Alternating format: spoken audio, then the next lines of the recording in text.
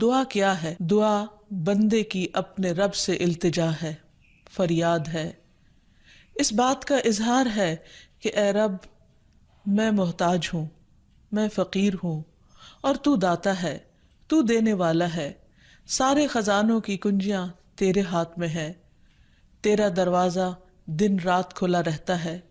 تو سب کی سنتا ہے، ہر وقت سنتا ہے، تو دل ہی دل میں پکارے جانے والی دعائیں بھی سنتا ہے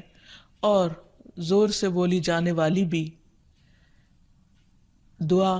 انسان کی تمناؤں کے لب پر آنے کا نام ہے، جیسے علامہ اقبال نے بہت خوبصورتی سے کہا تھا کہ لب پہ آتی ہے دعا بن کے تمنا میری، کہ میری تمنائیں، میری آرزوئیں، میرے اندر کی خواہشات اور میری ضروریات، ان سب کو پورا کرنے کے لیے اے رب میری کوششیں کافی نہیں، ان کی تکمیل کے لیے میں تیرے سامنے ہاتھ پھیلاتا ہوں اور میں تجھ سے ہی دعا کرتا ہوں۔ حضرت زکریا علیہ السلام نے بہت خشوع کے ساتھ اور بہت یقین کے ساتھ اپنے رب سے کہا تھا کہ وَلَمْ أَكُمْ بِدُعَائِكَ رَبِّ شَقِيًّا، کہ تجھ سے دعا مانگ کر اے رب میں کبھی بدبخت رہا ہی نہیں، نامراد رہا ہی نہیں، یعنی تو ضرور سنتا ہے،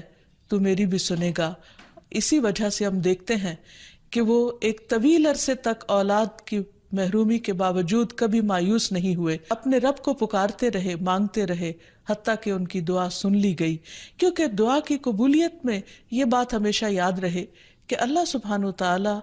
اپنی خاص حکمت کے تحت یہ جانتا ہے کہ کس بندے کو کب کیا چیز عطا کی جانی چاہیے۔